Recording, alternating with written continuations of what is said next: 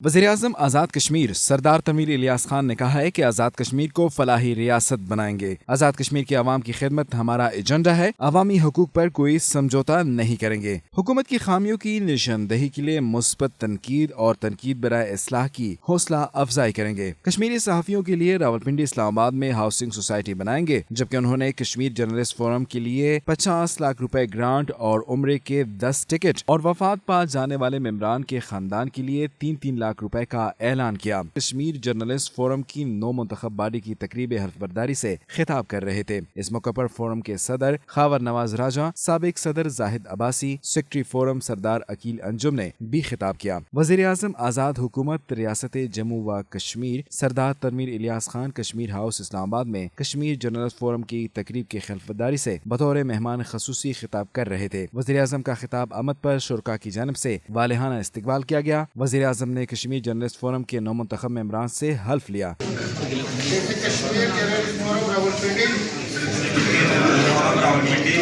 इस्लामाबाद का आइंदा 2 साल के लिए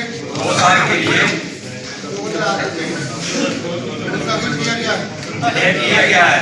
अल्लाह ताला को आज़ाद नाज़र जानकर के हल्फ उठाता हूँ कि मैं मसला कश्मीर को कलमी माज पर उजागर करने कश्मीर जर्नलिस्ट फोरम के तमाम मेंबरान की साफ़ी और पेशावराना इस्तेदाद कार में इजाफा और बिला तफरीक फलाह व बहबूद के लिए बतौर ओहदेदार अपनी सलाहियतें बुरुए कार लाऊंगा।